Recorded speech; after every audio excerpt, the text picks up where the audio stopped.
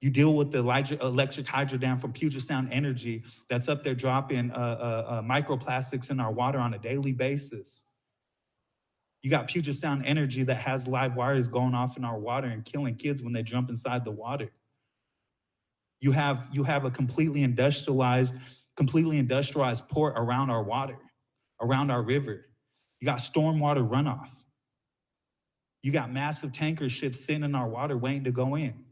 Massive tanker ships. See, on my res, we have the deepest ports inside Washington State. On Coast Salish Territory, we have the deepest ports in probably the United States. The deepest ports, so they look at us for export and import. They try to put the world's biggest methanol refinery right there on Puyallup territory.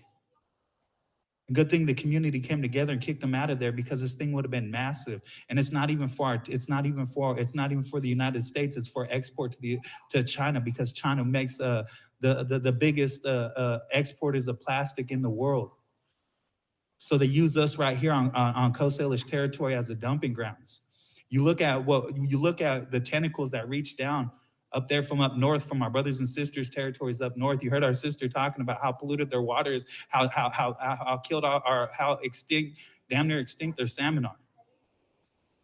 And it ends right here, and it ends right here in Oregon and Washington State, in our territories.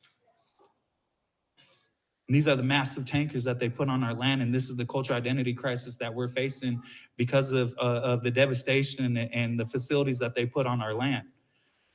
You look at any oil refinery is adjacent to any reservation, just out of reach to just where they can't say anything about it, just to where the Indians can't say anything about it. That's the biggest thing that we find the LNG and the LNG fight on our territory. Oh, is that Puyallup land? Is that Puyallup land? But yet we was getting people off of cases when they were getting arrested for no trespassing on our land, when they were getting arrested for chaining themselves to the tankers. Me and Ramona was expert witnesses in that case. We went through and said, hey, this is Puyallup land. They dredged our rivers, and they put the bottom of our rivers right there and made a piece of land off it. It was still Puyallup land, and we argued that and won cases on that.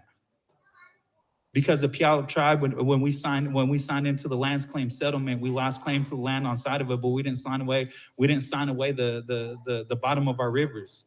The bottom of our rivers is still Puyallup land. So that's my connection to that, is the cultural identity crisis that we're going to face when our salmon are completely gone, and we're already there. I thought I wasn't going to see it in my generation, but I'm seeing it in my generation. You know, we barely got our first chum opener in 6 or 7 years or something, just recently.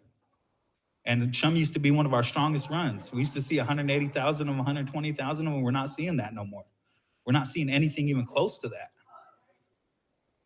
These are the health of our waters, and this is why we have to protect what we have left and revitalize what we have left.